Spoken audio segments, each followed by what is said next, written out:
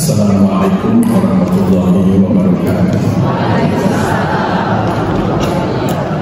Alhamdulillahirabbil alamin wa bihi nasta'inu ala umuri dunya waddin wassalatu wassalamu ala asyrafil anbiya wal mursalin wa ala alihi wa sahbihi ajma'in. Bapak-bapak minoritas, bapak-bapak yang saya hormati, saya cintai, dan ibu-ibu yang hadir, semuanya yang saya hormati.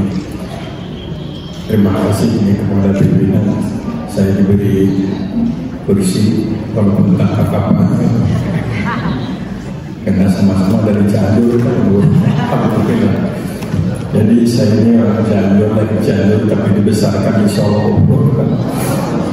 Jadi sempat agak sulit bicara bahasa Sunda karena sudah tahun lebih sampai selesai satu. Dulu aktif di Dewan Mahasiswa, di organisasi mahasiswa, sehingga mendapat bagian pada tahun 66 itu harus masuk rumah sakit karena dipukulin komunis waktu itu. Pukulin komunis, berkelahi di bisa. Kalau misalkan ayah saya mengatakan sekolah di Cianjur, di Solo, Cianjur kalau bahasa Inggrisnya semangat jawabnya kurang setelah lagu luar biru sama saudara di Solo. Tapi Allah Subhanahu Wa Taala itu memang maha kasih sayang. Setiap musibah kalau kita hadapi dengan kebaikan selalu ada hikmah. Saya harus dirawat di rumah sakit Kaniporo beberapa hari, keluarga jauh harus dirawat. Kebetulan ada yang merawat seorang perawat cantik dari Bandung yang sekarang dari perawat tetap kita alhamdulillah. Jadi dengan buyut 2 cucu 9 gitu. Baik, ini kurikulum kita. Baik Ibu dan Bapak, acara kita pada siang hari ini kita akan menyegarkan kembali semangat salah satu ajaran dalam agama, yaitu tentang hijrah. Artinya adalah pindah. Peristiwa hijrah itu adalah merupakan peristiwa yang syarat dengan teladan, yaitu hijrah khususnya yang dilakukan oleh baginda Rasulullah SAW dan sekitar 200 sahabatnya dari Makkah ke Madinah. Hijrah itu terjadi pada tahun 622 setelah berbagai macam tahapan-tahapan perjuangan dihadapi oleh Nabi, dan kemudian sekitar 12 tahun beliau berjuang di Makkah. Perintah Allah pindah dari Makkah ke Madinah begitu. Karena peristiwa yang syarat dengan teladan oleh Umar bin Khattab dan para sahabat beberapa tahun setelah Nabi wafat, ditetapkan sebagai tahun pertama Islam, yang itu berdasarkan perjalanan planet bulan Qamariyah, bukan Syamsiah. Para sahabat setuju. Kenapa setuju? Karena saya yakin karena memang ibadah-ibadah kita yang ada dalam rukun Islam itu semuanya kecuali syahadat itu diatur waktunya, itu pelaksanaannya itu berdasarkan perjalanan bulan, bukan perjalanan matahari. Ya, ada yang berdasarkan perjalanan matahari, tapi pada umumnya perjalanan bulan kita. Pertama, umpamanya saja ada sholat Idul Fitri, Idul Adha, 1 Syawal, 10 Zulhijjah. Tidak ada sholat 1 Januari begitu dan 10 November begitu. Walaupun 2 hari itu ditanda merah, tetapi bukan untuk ibadah, untuk pemenang hari besar yang lain. Kemudian kita dianjurkan juga, diperintahkan untuk melakukan saum. Saum itu bulan Ramadan itu kan bulan Hijriah, perjalanan bulan. Apakah pada saat bulan Januari, Februari nggak ada urusan, pendeknya Ramadan gitu. Kemudian ini yang saum sunnah, kita kan diajarkan saum sunnah. Tidak ada satupun saum sunnah yang diatur berdasarkan penanggalan masa di matahari, kecuali kalau ibu nazar saya kalau 17 Agustus itu mau saum mau saja nazar itu, mau Tetapi kalau kita tahu usul-usulan semuanya berdasarkan penegaran Hijriah, 6 hari bulan Syawal, tidak ada 6 hari Januari Masehi. Kemudian tanggal 13, 14, 15 juga Hijriah, tidak ada kaitan dengan Masehi. Dan tasawuf tanggal 10 Muharram Ashura atau dengan tanggal 9 Tasu'a 9 juga Muharram. Kemudian kecuali tentu sunata atau orang yang melaksanakan saum Daud. Kalau saum Daud tidak pakai tanggalan, sehari saum, sehari tidak, sehari saum, sehari tidak. Dan itu disyariatkan, baik dilakukan oleh kita. Tapi yang sangat ditegakkan adalah saum 13, 14, 15 Hijriah atau kalau mingguan Senin dan Kamis itu. Lantas, nah ini yang barangkali masih perlu kita sebarluaskan, kita harawaskan atau bisikan, yaitu memenuhi zakatul mal. Hati-hati, banyak yang melaksanakan zakatul mal haulnya itu berdasarkan penanggalan Masehi, itu kurang 9 hari, jadi berdasarkan penanggalan Hijriah. Ibu pokoknya saja menyimpan emas balokan di rumah, ya, bukan emas dari Solo. Kalau emas dari Solo itu wajib dinafkahi, bukan zakatnya. Jumlahnya lebih dari 85 gram emas. Harus dicatat penanggalan Hijriah. Nanti tahun yang sama keluarkan zakatnya 2,5%. Kalau perhiasan yang wajib dizakati adalah yang di bawah, di selebihnya dari kewajaran. Wajarnya berapa? Wajarnya katakanlah 2 setel, 1 setel pengajian, 1 setel untuk pernikahan bapaknya saja. Nah ibu punya 4 setel, yang 2 setel itu. Yang 2 setel beli itu infak. Begitu beli infak, tidak ada persentase. Kalau mau 2,5% kan lebih baik untuk menutup atau memenuhi adanya ikhtilaf, perbedaan pendapat tentang zakat kalau beli. Tapi kalau tahunan itu tidak ada ikhtilaf, 2,5% setiap bulan penanggalan Hijriah. Jadi kalau bukan kan penanggalan Masehi cuma kurang 9 hari. Nah itu zakat mal. Kemudian pada haji jelas pada bulan Zulhijjah tanggal 8 Tarbiyah 9 rukuk, kemudian tanggal 10 Mabit di Muzdalifah, tanggal 11, 12, 13 itu harus berada di Mina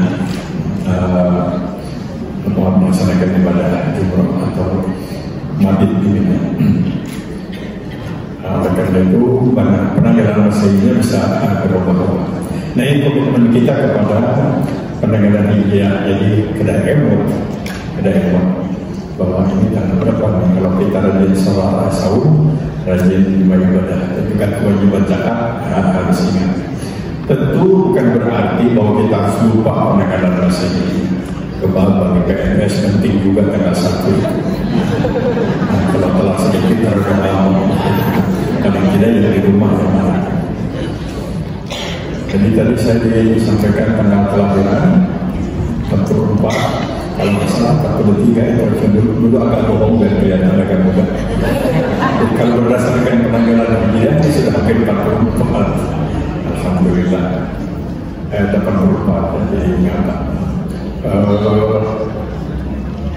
Alhamdulillah ini saya ketemu dengan tadi disebutkan sempat belajar dengan saya yang di Fakultas Kedokteran dan yang di ITB itu saya 40 tahun dosen di ITB. Baik, ini sedikit saja tahu supaya pendidikan. Nah kembali tentang hijrah. Di zaman Nabi juga sudah biasa kalau penanggalan itu berdasarkan perjalanan lunar, bukan perjalanan materi. Nama Syawal, Muharram sudah ada, tapi pada waktu itu tahun itu tidak diberi nomor, cuma nama aja. Jadi kalau ada peristiwa yang istimewa, jadi nama. Ada yang disebut Amul Fil, tahun gajah, yang istimewa. Di Mekah banyak gajah kan, kalau kontak berani nggak menjadi berita. Amul Fil, tahun gajah. Kemudian Amul Bisa, tahun diangkatnya Nabi menjadi Rasul. Atau Amul Hazan, tahun duka Nabi ketika mengalami puncak kesedihan menjelang Isra Mi'raj. Diberi nama Nah, ada satu peristiwa di zaman Umar, rupanya SK gubernur lupa ini tahun berapa, tanggalnya ada, tahun nggak ada, karena kebanyakan diperpanjang, belum ada aturan pada waktu itu, karena belum ada MK, Mahkamah Konstitusi. Jadi disepakati kalau begitu kita harus sepakat ada nomor waktu sejak kapan? Sejak hijrah Nabi, itu tahun pertama dan pertama begitu sedikit saja. Dan hijrah ini adalah atas perintah Allah setelah Nabi mengalami tahapan-tahapan perjuangan. Barangkali baik ini kita belajar lagi, ibu-ibu sudah banyak mendengar sejarahnya, untuk kita ambil pelajaran bagaimana. Jadi Rasulullah SAW itu tentu sudah sejak lama sudah keputusan yang maha kuasa, kan ada nabi terakhir, nabi yang paling mulia, Sayyidul Anbiya, rajanya, nabi yang paling mulia, dan sudah ada rencana Allah sebelum Nabi Adam. Tapi kita kan tahu yang jelas Nabi Muhammad dipilih. Beliau itu 22 tahun menjadi nabi, menjadi sekitar 22 sedikit, 12 tahun di Mekah, 10 tahun kurang di Madinah, 2 tahun. Yang menarik adalah jadi nabi 22 tahun, tapi kalau jadi pembisnis beliau itu 50 tahun. Jadi pedagang yang sukses. Sejak kecil beliau sudah biasa dihadapkan dengan berbagai macam kesulitan, kepahitan, penderitaan. Tentu bukan kebetulan, pasti ada pembelajaran. Ternyata lahirnya seorang pemimpin yang tangguh itu banyak lahir dari keluarga-keluarga yang penuh tantangan. Jarang lahir tokoh yang tangguh, yang tahan bantingan, yang datang dari keluarga yang manja-manjaan. Ya, apalagi kalau uang dari uang korupsi.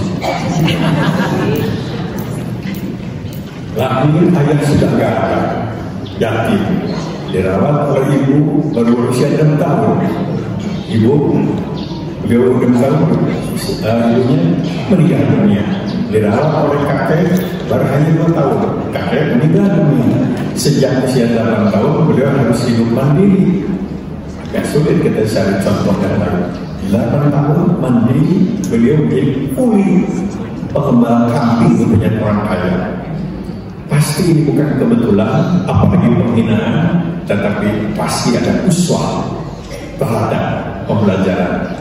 Seperti diungkapkan oleh beliau sendiri kepada umatnya, pada para sahabat dan kepada umatnya.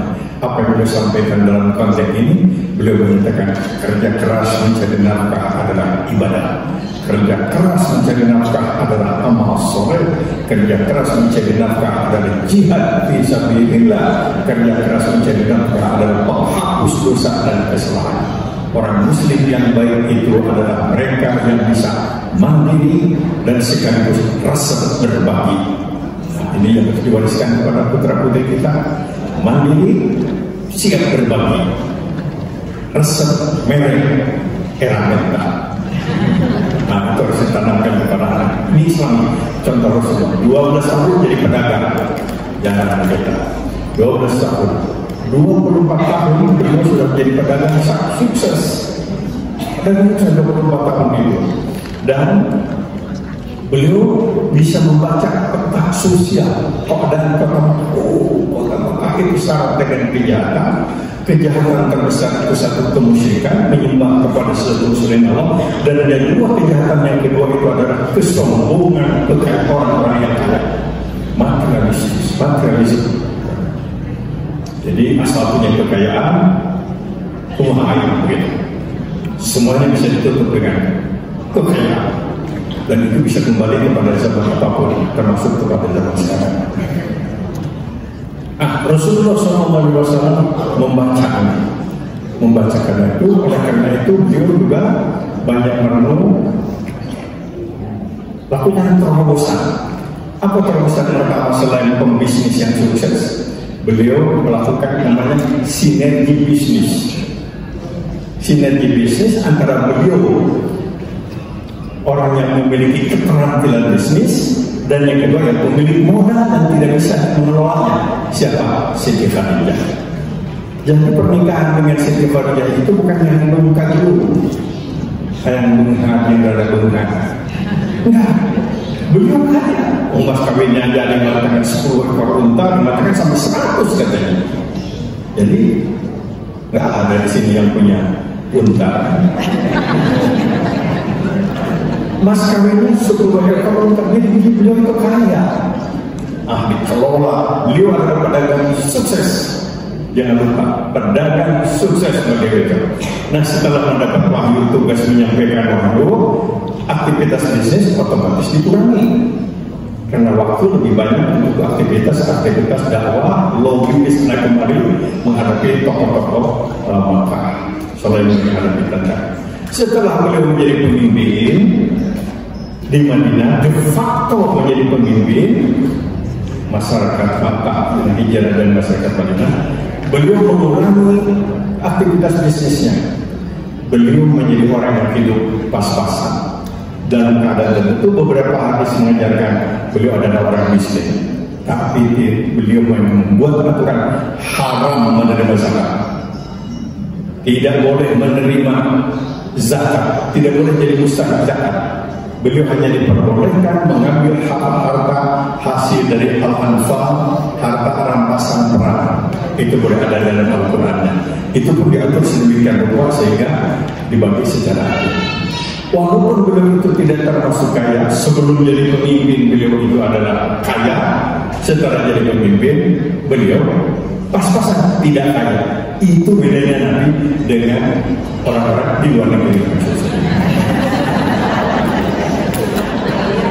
Tetapi beliau kalau soal kurban tiada tahu tanpa berkurban. Pada tahun terakhir kurban beliau sampai 100 ekor kambing. Saya yakin belum ada ibu-ibu yang korban 100 ekor kambing. 100 ekor kambing. Dan beliau menyatakan, barangkali tahun ini adalah tahun terakhir saya hidup bersama kalian. Isyarat beliau akan berpisah. Hari ini saya berkorban untuk diri saya, mewakili keluarga saya yang tidak mampu, mewakili umat saya yang tidak mampu berkorban. Korban dengan 100 ekor kambing, dipotong oleh tangan beliau sendiri beberapa ekor sampai itu tangannya luka, diteruskan berpisah. Kedua, pesan beliau kepada umat, "Faman kana lahu sa'atun falam yuwahhid fala yaqrabanna musafara." Barang siapa di antara kalian yang mampu berkorban tapi tetap tidak mau berkorban, jangan dekat-dekat dengan musholaku. Jadi orang yang mampu tidak berkorban gak pantas datang ke Madinah, begitu kan? Hadis sahih. Nah, ini menjadi dorongan kepada kita untuk tahun depan, karena ini sudah berlalu ya. Ini adalah Rasulullah SAW menjadi apa buktinya bahwa beliau punya perhatian terhadap menyangkut keadaan ekonomi. Jadi beliau tantangan terhadap beliau itu adalah kemusyrikan dan yang kedua kapitalisme, monopoli kekayaan oleh orang-orang tertentu, terutama keluarga beliau sendiri. Kesombongan orang-orang kaya. Apa buktinya? Bisa dilihat ayat-ayat. Kalau itu membaca sejarah rentetan turun wahyu itu kelihatan. Saya akan kutip beberapa saja. Semuanya turun di Mekah menggambarkan harta. Pertama kepada beliau digambarkan oleh Allah, yaitu tentang masyarakat yang ideal, masyarakat yang dicita-citakan oleh Rasul dan harus dicita-citakan oleh para pelanjut Rasul, para pejuang Islam. Apa?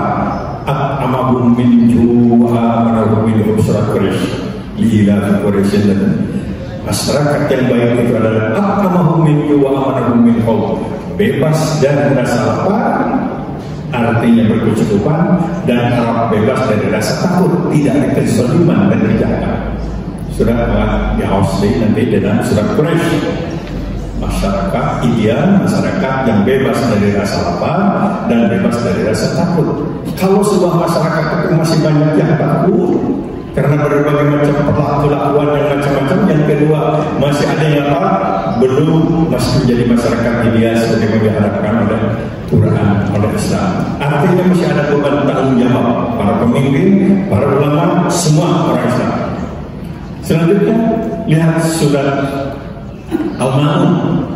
Kali ini tajam sekali. Jadi kalau begitu disebut pendusta agama, pembohong agama, itu siapa? Ara'aital ladzi kadzdzaba bid-din fadzakal ladzi yad'ul yatim wa la yahuddu 'ala ta'amil miskin. Mereka yang acuh, tidak pernah menolong orang-orang yatim, tidak pernah juga menolong orang-orang miskin, ngantar miskin, ngantar anak yatim terlantar. Pendusta agama. Quran yang menyebutkan sama kita. Al-Ma'un. Ini turunnya semuanya di Mekah. Kita tambah lagi. Rasulullah SAW setelah menerima ayat-ayat yang seperti itu. Pamannya saja Allah Subhanahu Wa Taala menerangkan orang yang celaka. Wa yulikulli humazatil lumazah. Celaka itu.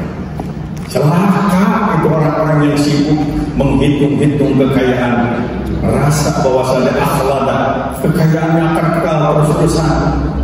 Kalau celaka, tidak, kekayaan itu akan ditinggalkan. Surat Al-Humazah, wa yulikulli humazatil alladzi jama'a malahu 'adada. Sibuk menghitung-hitung kekayaan di sebarang deposito sebarang sibuk kira-kira deposito. Hati-hati, ini dikatakan wahyu rakawel. Surat At-Takasur, Al-Haqqul Takasur. Ini saya pilih surat-surat pendek karena rata-rata surat pendek itu turunnya di Mekah, kecuali 1-2 seperti yang ada di Madinah itu Al-Nasr Madinah, Idza Rasulullah.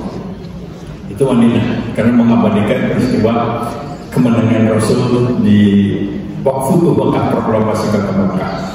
Nah, dalam Al-Haqqul Takasur telah menyedorkan kamu, kesibukan kamu menimbul-nimbul menghitung-hitung kekayaan, baru kamu sadar setelah masuk di kuburan.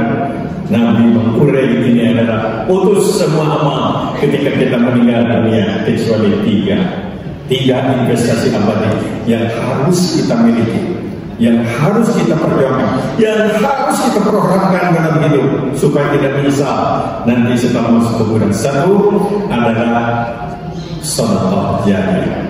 Jadi dari penghasilan berapapun hati-hati harus ada yang nempel di sedekah jariyah. Jangan semuanya dipegang oleh kita atau dengan cita-cita diwariskan nanti tidak jadi milik kita. Harus ada sedekah jariyah, sedekah jariyah.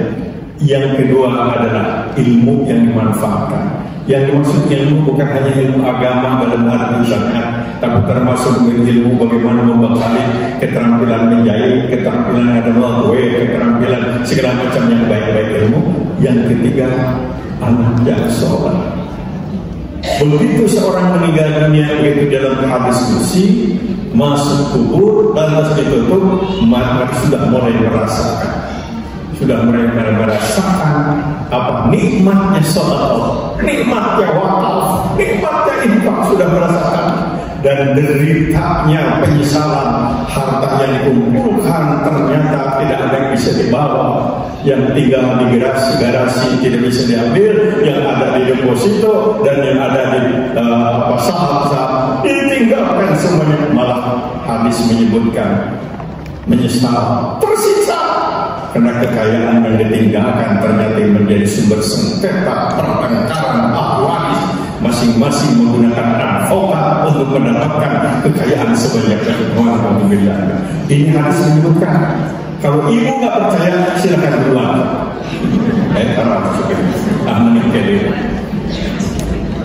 Ini 3 investasi abadi. Kemudian selanjutnya kita lihat lagi sekarang periode kota Makkah. Ini penting menjadi teladan. Rasulullah SAW setelah menerima wahyu disampaikan kepada Siti Khadijah tanpa komentar. Siti Khadijah, saya dengar, saya yakin, kenapa Siti Khadijah menjadi orang pertama masuk Islam tanpa komentar, tanpa keraguan-raguan? Karena beliau Siti Khadijah dengan Rasul belasan tahun hidup bersama. hidup bersama sebagai mitra bisnis, sebagai suami, sebagai bapak anak-anak. Nggak pernah bohong, nggak pernah menyakiti istri, nggak pernah menyalahi janji. Setiap dulu saja sekian tahun nggak pernah bohong, nggak pernah menyakiti. Masa sekarang bohong besar, menerima wahyu bohong seperti itu? Pernah beliau itu juga agak sedikit gelisah karena wahyu agak turun-turun, agak terlambat. Beliau khawatir jangan-jangan Allah marah, jangan-jangan saya salah menerima wahyu. Konsultan sampai ke Siti Khadijah. Jadi Siti Khadijah sebagai istri juga adalah mitra bisnis, ya, pemodal, dan yang ketiga juga dalam keadaan itu konsultan. Nah, saya sudah lama menerima, saya ini lemah, saya jangan salah yang menerima wahyu. Apa jawaban Siti Khadijah? Apa jawaban Siti Khadijah? Tidak begini kan? Salah sendiri. Cek saya, terus saya, ya. Siti Khadijah mengatakan, kalau orang sesoleh seperti Anda dibenci, dimurkai oleh Allah, bagaimana nasib kami yang tidak soleh seperti Anda? Bagaimana nasib kami kalau orang yang soleh seperti Anda tidak pernah salah, tidak pernah bohong, dimurkai oleh Allah? Itu kata dan terkenal oleh Rasulullah SAW. Sampai pernah beliau, rupanya bukan keceplosan, saya kira memang disampaikan oleh beliau di hadapan istri-istri beliau setelah di Madinah. Siti Ruqayyah berusaha memberikan komentar. Ini Rasulullah kalau sudah bilang Khadijah, istri-istri yang lain sudah nggak ada nomor. Apa jawaban Rasulullah? Karena waktu saya dengan Khadijah itu Khadijah sendirian, semua orang sekitar musuh, hanya sendiri. Sedangkan Anda sekarang bersama saya di keluarga, sesudah anak, sesudah sahabat-sahabat banyak, gitu. Tidak berarti ini mah begitu, enggak. Tapi disampaikan faktanya. Dulu kan sendirian gitu, sekitarnya musuh, sini terus, dan sekarang sudah banyak sahabat dan menolong. Nah, Siti Khadijah diumumkan secara resmi masuk salah seorang yang pasti masuk surga tanpa hisab. Diumumkan secara Khadijah. Ya, ibu-ibu nggak ada yang diumumkan. Ada contoh. Mudah-mudahan masuk dalam caranya. Baik, kita lanjutkan. Nah, ketika Rasulullah SAW menghadapi berbagai macam penghinaan, pelecehan dan lain-lain, Allah terus mengawal dengan apa? Wahyu turun. Dan selama 22 tahun, 2 bulan, 22 hari itu ya. Antara lain adalah turun kepada beliau adalah surat Al-Qalam. Isi surat Al-Qalam itu semacam nasihat, memberikan dorongan kepada yang gila itu bukan kamu Muhammad. Kan mereka menuduh Nabi kita, mereka yang gila itu.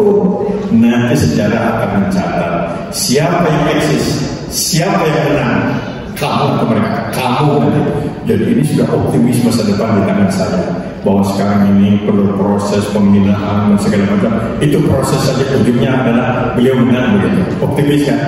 Tapi sebagai manusia, beliau pun punya perasaan, merasa terhina, difitnah, kemudian kirim buku segala macam, disihir dan lain-lain. Disihir dan lain-lain. Nah, beliau pada waktu itu tapi ada keraguan yang jangan ini Tuhan akan marah kepada saya secara ini. Turun surat turun surat turun surat Ad-Duha, dan surat Ad-Duha itu Allah memberikan jaminan Allah tidak marah kepada kamu, Allah tidak meninggalkan kamu, Allah tidak membenci kepada kamu. Dulu kan kamu ditolong oleh Allah, diberikan kecukupan oleh Allah, lantas diberi janji. Nah, janji itu untuk Nabi juga untuk kita. Apa? Wal akhiratu khairul laka minal ula wal sawfa yu'tika rabbuka fatarda. Hari esok adalah lebih baik bagi kamu, dan Allah akan terus menganugerahkan nikmat kepadamu dan kau akan senang. Wal akhiratu khairul laka minal ula wal sawfa yu'tika rabbuka fatarda. Allah akan memberikan kepadamu nikmat dan kau akan senang. Ada syarat. Ada syarat yang disampaikan. Berlaku bagi Nabi, berlaku bagi kita umatnya, yaitu fa'ammal yatima fala taqhar wa ammas sa'ila fala tanhar. Kalau ingin sukses, kalau ingin berhasil, ingin menang, satu, jangan kau sakiti anak yatim. Quran surat Al-Alaq. Jangan kau sakiti anak yatim. Yang kedua, jangan kau usir orang yang minta-minta. Nah, ini resep kepada Nabi untuk mendapatkan hari esok yang lebih baik, masa depan yang indah. Berlaku juga bagi kita. Jangan kau sakiti anak yatim. Anak yatim itu sebenarnya Nabi kekasihku. Orang yang menyakiti anak yatim berarti menyakiti aku. Dan orang yang sayang kepada anak yatim berarti sayang kepadaku, dan aku akan sayang kepadanya. Ana wa kafirul yatim bil jannah. Nanti di surga saya akan bergandengan tangan dengan orang-orang yang ketika di dunia banyak menyentuhi anak yatim. Nah, kalau ingin dapat surga bersama Rasul, menyentuhi anak yatim. Seorang ibu mengatakan, Pak Meta, saya ini sudah bertahun-tahun mengurus yatim. Di mana? Di rumah, ya. Berapa orang? Ya, suami saya itu anak yatim. Yang pertama yatim itu 70 tahun banyaknya anak yatim. Ya, anak yatim juga harus dirawat. Karunya. Yang kedua, jangan kau usir orang yang minta-minta. Siap usir orang yang minta-minta. Saya ingin tambah penjelasannya. Yang minta-minta itu baik membawa proposal atau tidak membawa proposal. Pilih dengan receh melalui yang memakai proposal kali itu. Jangan. Orang yang minta-minta itu datang ke rumahmu, itu membawa rezeki. Cuma kamu sombong seolah-olah udah percaya kepada Allah. Banyak yang minta-minta, banyak rezeki. Banyak yang minta rezeki. Yang kedua, kalau dia pulang menghapuskan dosa dan kesalahan. Ini janji Rasul. Janji Rasul sudah janji peminta. Jangan mengusir orang yang minta. Surat Al-Quran. Setelah surat Al-Quran, kemudian surat Al-Nasr dan seterusnya. Nabi pernah mendapatkan lisan sebelum melakukan hijrah. Bisa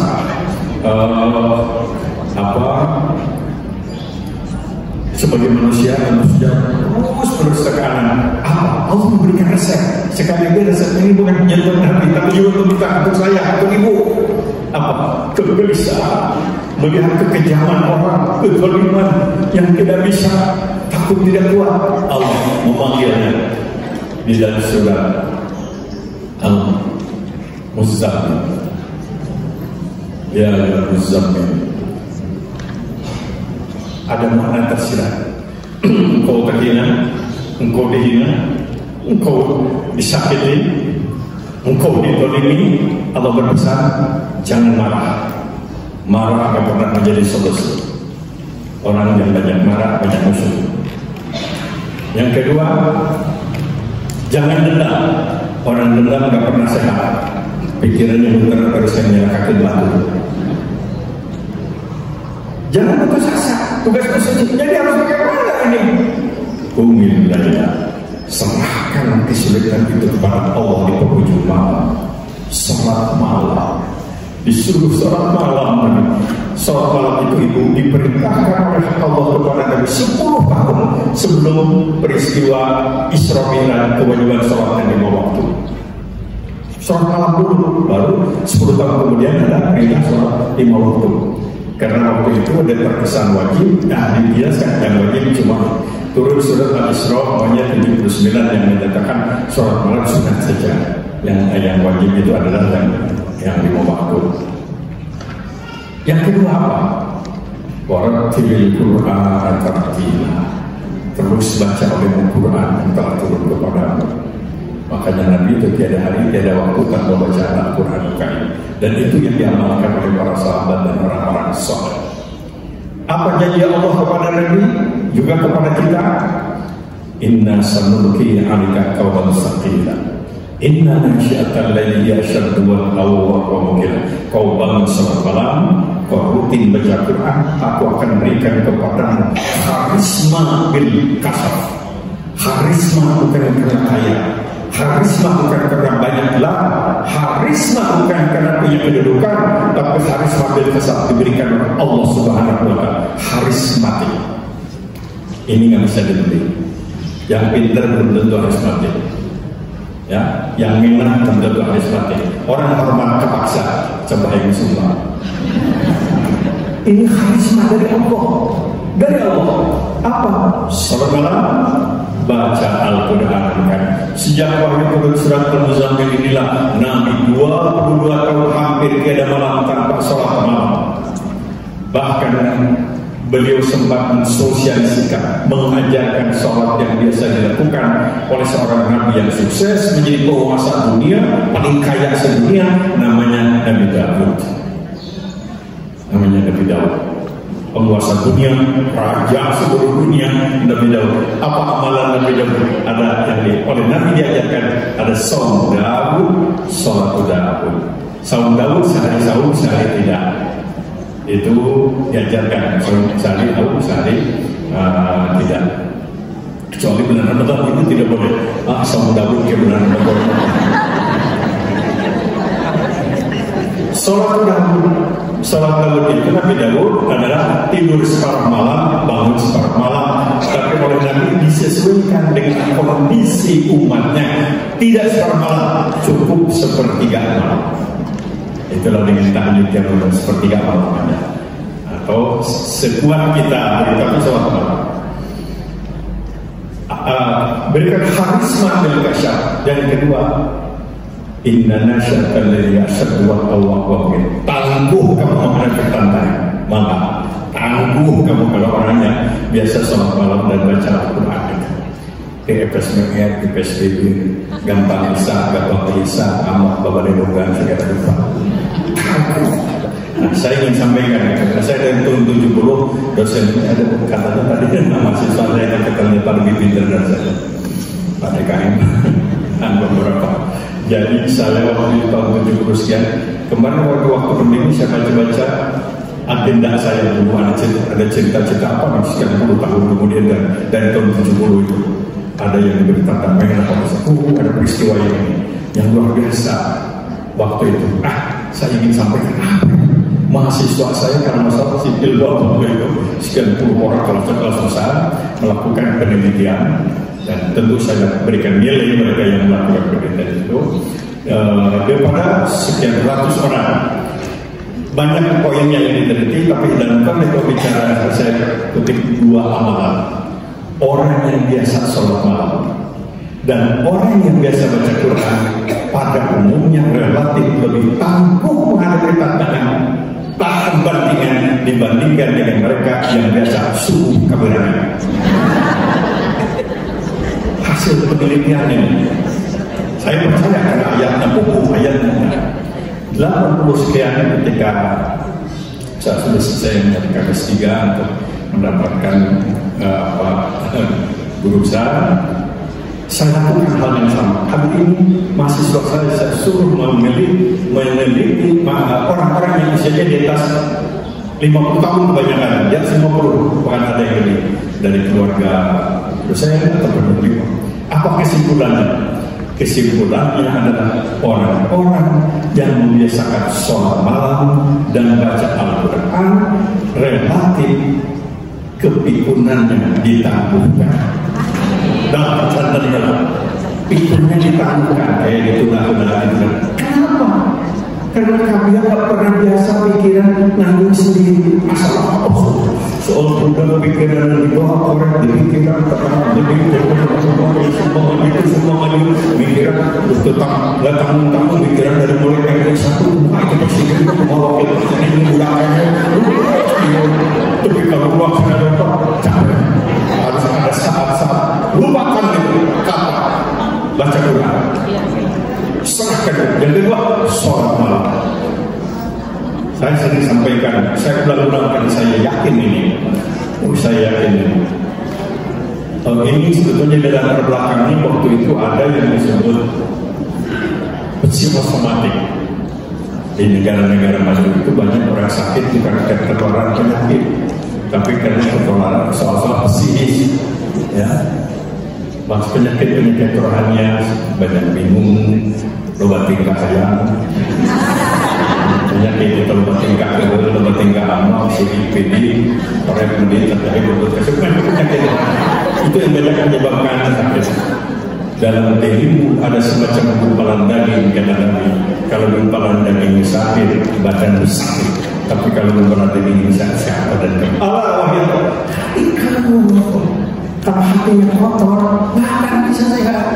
Muter pikiran ke batu bunuhan orang ambil, batu nangkap kurang stres. Ya, lihat tetangga beli mobil, udah jadi pas sehat. Serahkan itu kepada Allah Subhanahu wa Ta'ala. Baca Quran, bangun dengan sejam malam, serahkan kepada Allah Subhanahu wa Ta'ala. Saya ingin lebih yakin hasil penelitian ini selain ada ayat. Tidak semua orang percaya kepada ayat. Saya baca sejarah orang-orang yang berprestasi di bidang keilmuan yang memberikan karya-karya tulis puluhan jilid, dan hasil karyanya itu dibaca beratusan tahun bukan puluhan. Dibaca orang-orang mengucap fanatik, sudah disejajarkan dengan Quran bahkan tentu salah, tapi untuk menunjukkan betapa pengalamannya itu ulama sebut saja Imam Syafi'i. Imam Syafi'i sebagian besar di Indonesia yang mengikut ide Syafi'i itu yang ada dalam Al-Quran. Tentang tasawuf Al-Ghazali diterjemahkan ke dalam kalau nggak ratusan puluhan bahasa. Banyak orang yang menjadi doktor untuk meneliti yang auditornya. Saya baca, ini apa sih kelebihan? Bukan Nabi, bukan Rasul, biasa. Ternyata mereka itu sejak kecil adalah pengamal salat malam. Pengamal salat malam. Gak ada ulama berprestasi sempurna kebenaran.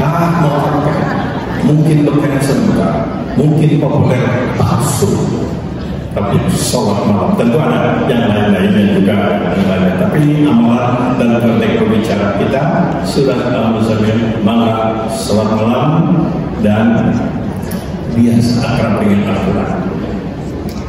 Saya sudah 2 generasi memberikan nasihat pernikahan, ya, dari mulai yang bersangkutan sampai putra putrinya, Pak, di mana ada apa sana tergadu putra hijau, ada tergadu hijau, yang pada mengambil telepon anak kayak bapak itu bahkan aja udah, mas apa minta tolong. Tapi selalu saya sampaikan itu, karena saya yakin rumah tangga itu adalah bagian dari kehidupan duniawi, bukan surga. Rumah tangga itu syarat dengan ujian dan cobaan, tantangan, kesulitan, kepahitan. Kalian harus tangguh menghadapi ujian itu. Tapi kalian harus sadar lemah. Ketika ada kesulitan, kepahitan, apalagi orang tidak bisa memberikan solusi pertolongan, bangunkan istrimu di penghujung malam dengan penuh kasih sayang. Maksudnya tong digusur apalagi dibanjir. Bangunkan suamimu di penghujung malam dengan penuh kasih sayang. Suami istri bangun sholat malam pada berjamaah malam. Mau sendiri-sendiri silahkan, mau jahar boleh. Kalau ada yang mengatakan sir malam, silahkan makanya kita yakini mau jahar, mau sir berjamaah. Cuma resikonya kalau jahar bapak harus banyak hafal. Ya, kalau tiap rakaat pakai kuliah dari pakai kulo boleh. Jadi saya juga mengatakan si bapak mamiskan kulo bisa. Sudah kita makhluk. Ya, silakan bangunkan dengan penuh kasih sayang. Jadi dengan kata-kata yang baik, mudah penggunaan yang saya sekali berubah. Bapak kurang dengan sekali menyambut orang ini. Dengan penuh kasih sayang, wajah kurang pasrah kepada Allah Subhanahu wa Ta'ala. Putar apa saja, ada kebencian orang, ada fitnah orang, serahkan kepada yang punya Allah Subhanahu wa Ta'ala. Hasbunallah ni'mal wakil, ni'mal maula wa ni'mal nasir. Cukup kau saja pelindung, cukup kau saja tempat berserah diri aku. Allah menjawab dalam hadis qudsi, aku malu kalau aku tidak memenuhi keinginan mereka. Aku malu kalau aku tidak mengabulkan hajat mereka. Bayangkan Allah sampai menyatakan malu kalau tidak mengabulkan doa orang-orang yang sekian berbulan. Bagi ibu yang mungkin sudah bapak tidak ada, tidak usah jadi tetangga. Ini surah Al-Muzammil. Baik, selanjutnya setelah surah Al-Muzammil, Nabi mengamalkan kata sahabat Ibnu Abbas 22 tahun lebih Nabi membiasakan sholat malam. Hampir tiada malam tanpa sholat malam. Kemudian beliau diharapkan dengan ujian. Ujiannya kalau fitnah, kalau fisik, dikirim dukun sudah. Tapi ujian yang paling berat adalah yang ditawarkan lewat paman beliau, Abu Thalib, Muhammad. Mereka sudah sepakat akan menyerahkan kekayaan mereka kepada kamu. Kamu jadi orang paling kaya, atau kamu juga siap untuk menjadi pemimpin mereka. Kamu jadi pemimpinnya, atau kamu ingin menjadi wanita-wanita yang kamu. Mereka akan menyerahkan anak atau saudara-saudaranya, asal kamu tidak lagi mengajarkan ajaran yang baru. Beliau menjawab, paman, andai kata saja mereka itu mampu menaruh matahari di tangan kanan saya, bulan di tangan kiri saya tidak akan berhenti. Saya saat hari ini penuh risiko. Saya tahu ini adalah penuh pengorbanan, tapi saya yakin tugas ini mulia dan suci. Kata pamannya, kalau itu yang menjadi keyakinan kamu, paman membantu kamu teruskan. Kata Abu Thalib. Sampai sekarang kan ada dua pendapat. Ada yang mengatakan Abu Thalibnya sudah Islam, ada yang mengatakan Islam. Walau kedua tempat yang gara-gara Abu Thalib. Urusannya juga sudah sejak Allah yang tahu, tapi beliau membela Nabi. Nah, kali ini datang lagi ujian yang hampir sama, namanya Abu Walid. Ya, insya Allah saya berkenan dengan Abu Walid. Abu Walid ini sama, menyerahkan Muhammad. Kami sudah sepakat ini, kamu yang jadi pemimpin di Mekah ini, kamu yang paling kaya, anak-anak kami, ini kami kalian kamu inginkan, kamu serahkan. Asal itu berhentilah, itu menyatakan Tuhan yang satu hanya menyembah kepada Nabi. Tidak ada yang menjawab, dia tahu wah ini gak mau. Akhirnya karena mereka putus asa, kali ini pendekatannya lain dari itu. Dikirim delegasi representatif mewakili kelompok-kelompok, entah 40 partai, entah 34 partai, ya, pendeknya dikirim mungkin sampai kepada mama kami ini sudah siap mewakili kelompok-kelompok kami, organisasi kami, ingin menyembah Tuhanmu, terimalah kami. Cuma kami minta agar bulan ini kamu juga ikut menyembah Tuhan kami dulu, biar gantian kelihatan kita rukun. Pendekatan ini disebut namanya sinkretisme, teologi universal. Untuk merusak akidah seorang muslim, tidak diajarkan, tidak dipaksa, tidak diminta supaya keluar dari Islam, tapi Islamnya dicampur-campur. Ekstrimnya adalah semua agama adalah baik, semua agama adalah benar. Salah seorang tokoh terkenal di India namanya Profesor Dr. Sri Ramakrishna, tidak hubungan dengan serigala, beliau mengatakan ekstrim begini, Anda harus menjadi orang Islam kalau ketemu dengan orang Islam, tapi Anda harus menjadi orang Hindu kalau ketemu dengan Hindu. Anda harus menjadi Kristen yang baik kalau ketemu dengan Kristen. Anda harus menjadi Buddhis yang baik kalau ketemu dengan orang Buddha, dan seterusnya. Sehari berganti 1000 agama. Semua agama itu baik. Tuhan itu cuma satu, Tuhan yang Maha Pencipta. Namanya bisa macam-macam tergantung lisan masing-masing. Surga itu cuma satu, surga Tuhan. Silahkan pilih, mau pilih pintu Islam, pintu Hindu, pintu Buddha, pintu Kristen. Itu soal cara pintu saja. Surganya sama, surga Tuhan. Ini namanya sinkretisme. Jika benar tersesat, ada di Indonesia, bukan ada seluruh. Bahkan beberapa orang-orang pintar menyatakan seperti itu. Tentu ada hak masing-masing, tapi kepada ibu-ibu yang datang ke rumah, jangan punya pendirian seperti itu. Sebagai muslim tetap kita punya pendirian inna dina indallahi Islam. Agama yang benar itu ya cuma Islam, yang lain ya salah menurut kita, tapi tidak berarti kita harus bermusuhan, kita harus menghina, kita harus mengejek. Sudah, kalau Allah menghendaki semua jadi Islam juga bisa. Tapi itulah kehendak Allah. Jadi kita silakan bertetangga dengan baik, berterima tamu, gak usah tanya apa agamanya. Silakan mau olahraga bersama, gak usah tanya tentang agama orang ini. Gak usah. Mau dagang sama harus jujur dengan orang Islam, orang Islam sama. Tetapi di bidang keyakinan tetap sudah tahu kafir. Saya tidak akan menyembah Tuhan yang Anda sembah. Ente pun Anda juga tidak perlu menyembah Tuhan saya. Bagi Anda agama Anda, bagi kami agama kami. Di Jakarta lahir hasil sebuah pertemuan para cendekiawan. Isinya apa? Orang yang berpendapat bahwa agama dirinya saja yang benar, agama orang lain salah, adalah pandangan kekanak-kanakan dan ketinggalan zaman.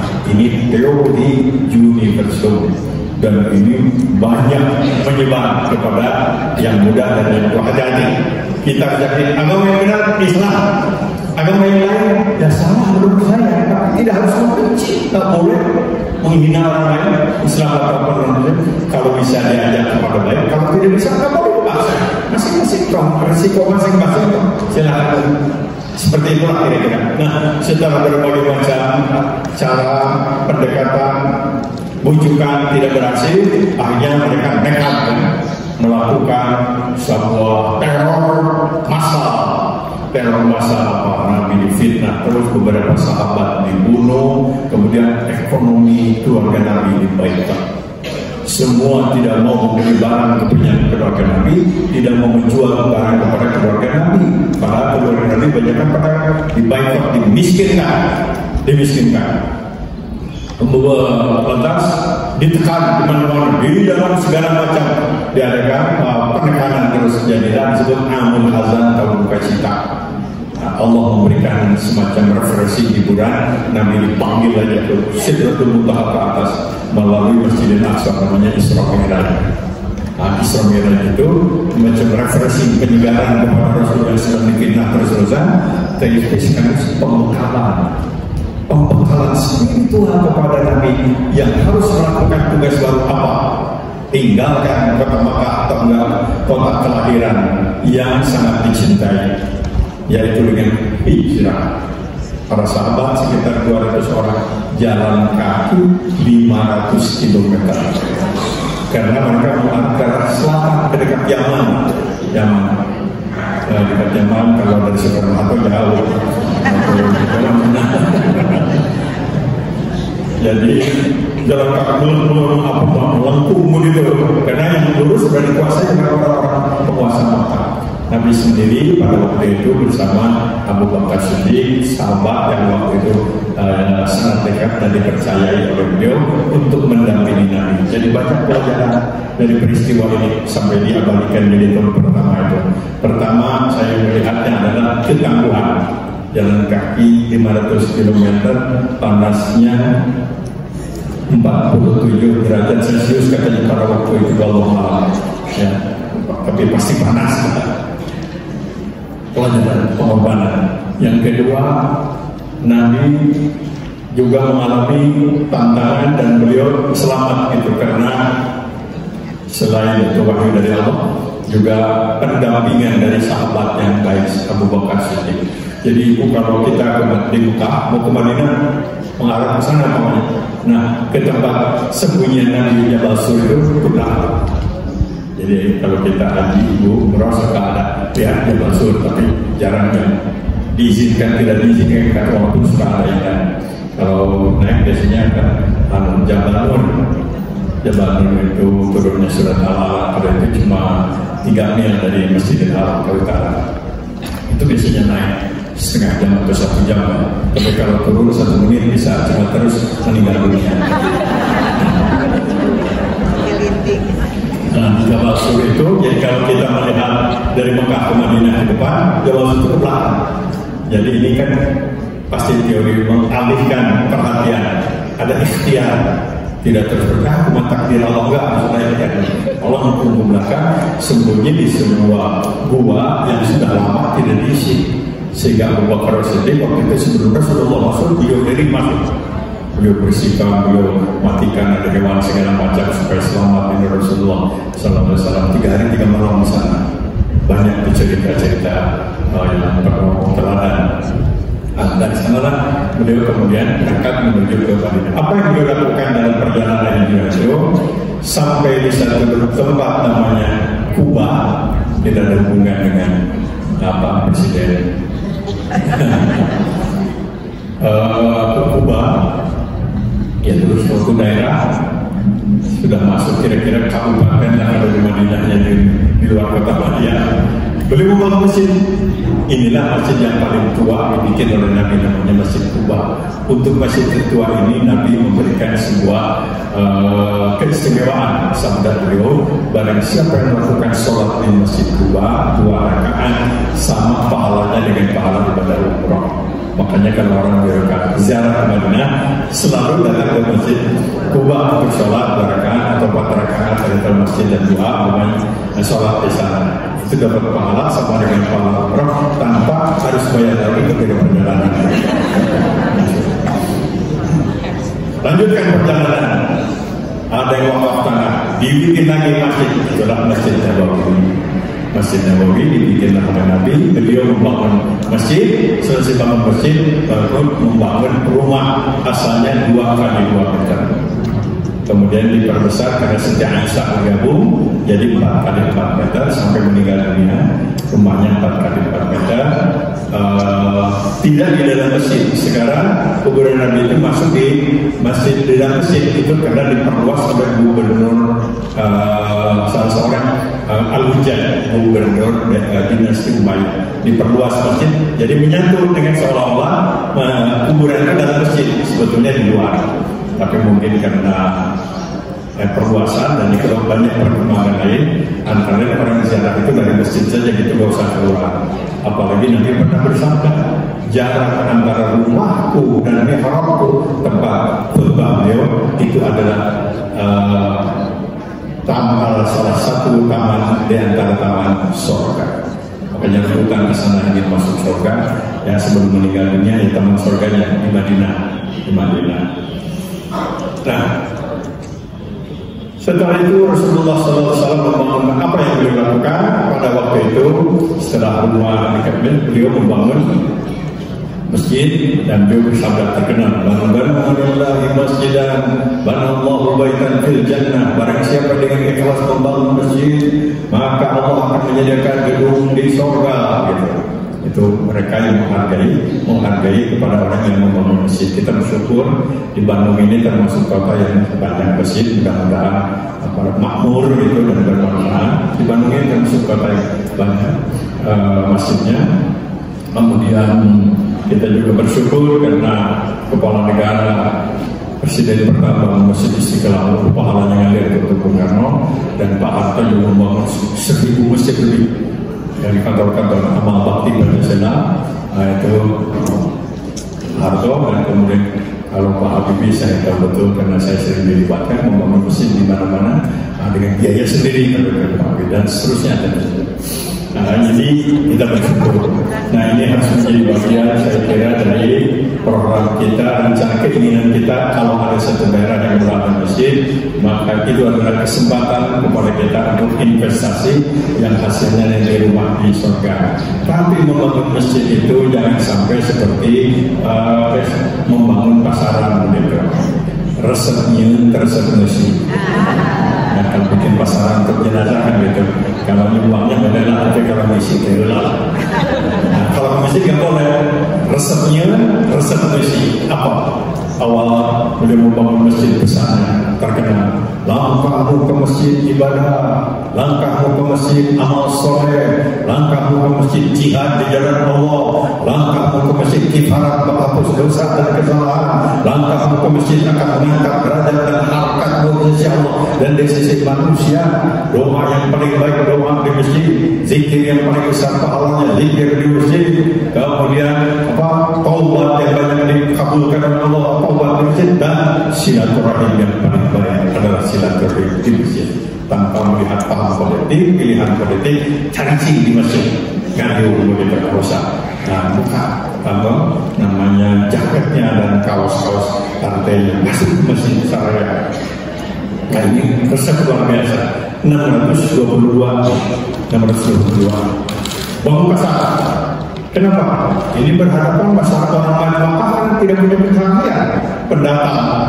Sedangkan orang Madinah, orang setempat banyak, terus diadakan sinergi. Ada yang melalui pernikahan, ada kerjasama dagang, sehingga dua-duanya yang asal Makkah dan asal Madinah bisa menyatu. 629, 7 tahun kemudian umat Islam sudah bisa umroh 10.000. Asalnya tadi modalnya 200 orang,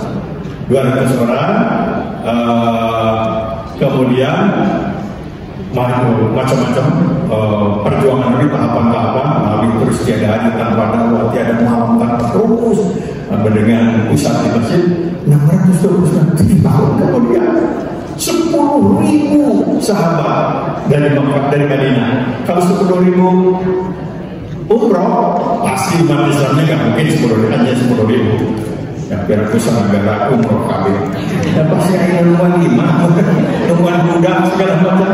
Katakanlah separuh berarti 20.000 umat Islam dari modal 207 tahun. Di Zulhulaifah Abjan Ali, Nabi mimpi dengan memakai kain ihram. Labbaik Allahumma Tuhan, kami datang melaksanakan ibadah Allah. Berangkat ke kota Makkah. Berangkat ke kota Makkah 10.000. Kalau umroh itu tidak boleh bawa senjata, karena potong kuku saja boleh, potong hewan, menyembelih ayam nggak boleh. Kemudian potong tumbuh-tumbuhan nggak boleh, potong rambut nggak boleh, potong kuku nggak boleh, ucapan juga nggak boleh jorok, nggak boleh curang, nggak boleh menghina, nggak boleh. Yang ada kalian bayangkan 10.000 orang-orang sampai di kota Makkah. Nabi menyampaikan pidato beliau antara siapa yang masuk ke Masjidil Haram sama saudara-saudara yang masuk ke Abu Sufyan itu musuh Nabi waktu itu sama. Luar biasa dengan pidato Rasul terjadi ya apa yang disebut Futuh Makkah, proklamasi kota Makkah, kemenangan umat Islam, yaitu seluruh orang Makkah dari mulai Taif 70 km sampai ke selatan berbondong-bondong masuk sana. Kata Al-Quran dan surat An-Nasr, idza ja'a nasrullahi wal fath wa ra'aitan nasa yadkhuluna fi dinillahi afwaja. Orang-orang yang setelah mengusir Nabi, memerangi Nabi, membenci Nabi, semuanya menjadi pencinta Nabi.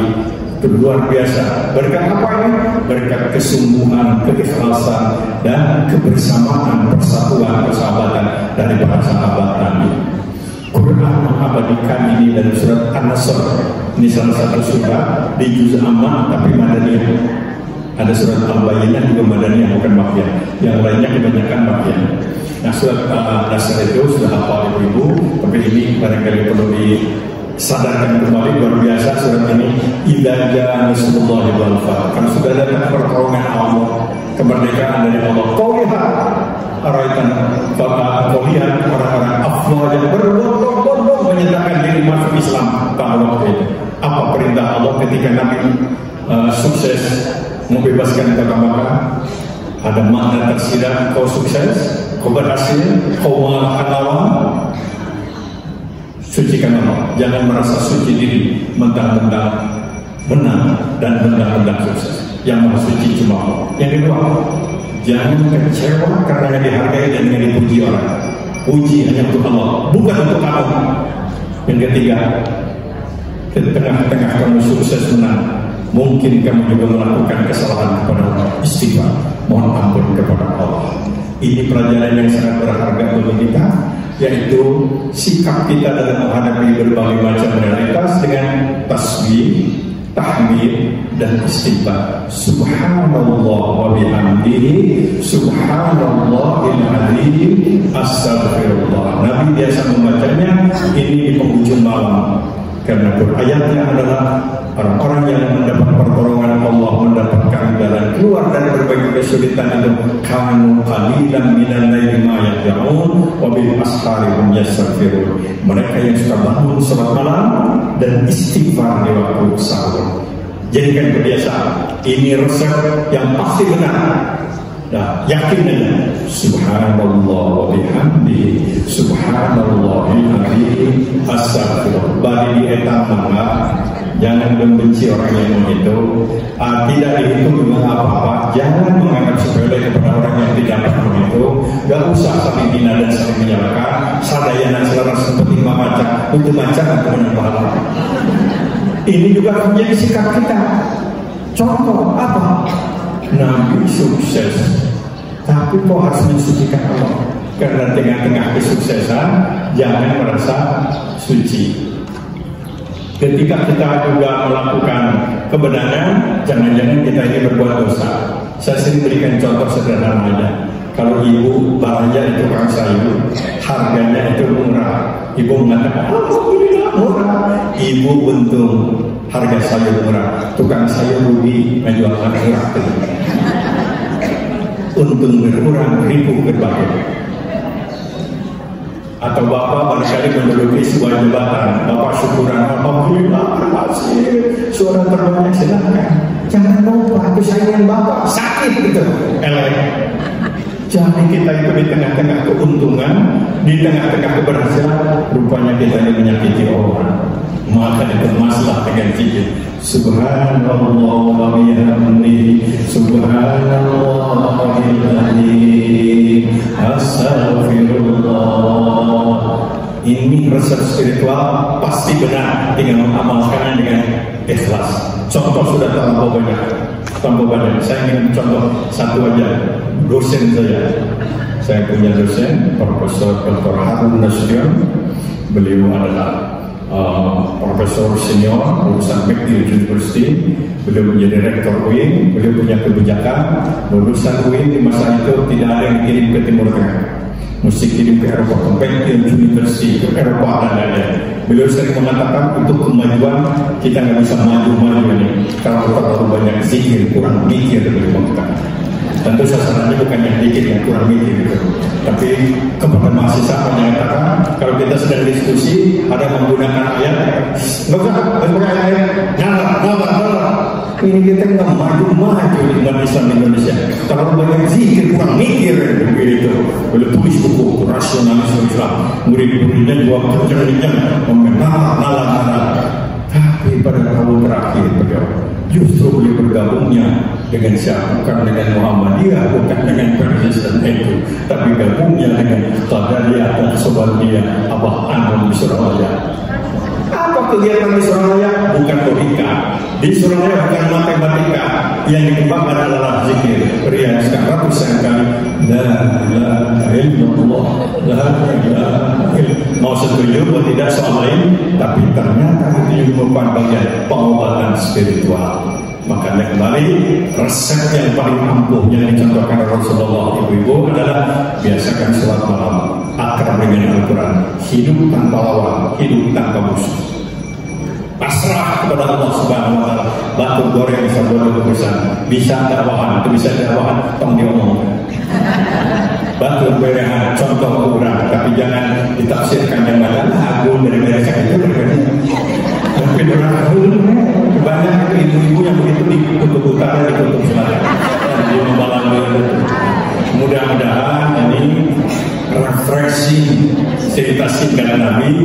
Intinya adalah hijrah lahirkan kemenangan dan kesuksesan, dan kita harus melakukan hijrah yaitu perbaikan. Tahun depan harus lebih baik dari tahun kemarin. Anu medol tahajud yang tahajud. Dan tukang pasir capek. Mohon dulu. Yang biasa sirik pilih ke batu capek, serahkan diri kepada Allah. Pikiran batu, mending pikiran surga. Kira-kira seperti itu. Kurang lebihnya mohon maaf. Mudah-mudahan kami Bapak maklum hati-hati. Atur nuhun ibu kena diteraskan Bapak. Saya suruh protokol. Sama-sama orang cantik.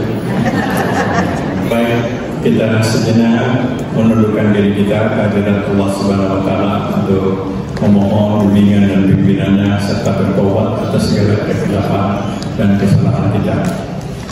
Alhamdulillahirabbil alamin. Allahumma shalli wa sallim ala sayyidil mursalin wa ala alihi wa sahbihi ajma'in. Allahumma ya qadi al-hajat wa ya kafi al-muhimmat wa ya dafi al-baliyat wa ya rafi al-darajat wa ya syafi al-amrad wa ya mujib al-da'wat. Hasbunallah wa ni'mal wakil, ni'mal mawla wa ni'man nasir. Hasbiyallahu la ilaha illa huwa alaihi tawakkaltu wa huwa rabbul arsyil azim. Allahumma rabbana la tuzigh qulubana ba'da idh hadaytana wa hab lana min ladunka rahmah innaka antal wahhab. Allahumma arinal haqqa haqqan warzuqna ittiba'ah wa arinal batila batila warzuqna ijtinabah. Rabbana la tu'akhidhna in nasina aw akhtana. Rabbana wa la tahmil 'alaina isran kama hamaltahu 'ala alladziina min qablina. Rabbana wa la tuhammilna ma la taqata lana bih wa'fu 'anna waghfir lana warhamna anta maulana fansurna 'alal qawmil kafirin. Allahumma ansur ikhwanana fi Falastin. Allahumma ansur ikhwanana al-mujahidin fi Gaza. Allahumma a'dik 'adahum 'adal muslimin. Allahumma rabbana la tu'akhidhna in nasina aw akhtana. Rabbana wa la tahmil 'alaina isran kama hamaltahu 'ala alladziina min qablina. Rabbana wa la tuhammilna ma la taqata lana bih wa'fu 'anna waghfir lana warhamna anta maulana fansurna 'alal qawmil kafirin. Rabbana atina fid dunya hasanah wa fil akhirati hasanah wa qina 'adzabannar. Subhana rabbika rabbil izzati 'amma yasifun wa salamun 'alal mursalin walhamdulillahi rabbil alamin. Amin ya Allah ya rabbal alamin. Kurang lebihnya sekali mohon maaf yang sebesar-besarnya. Wassalamualaikum warahmatullahi wabarakatuh.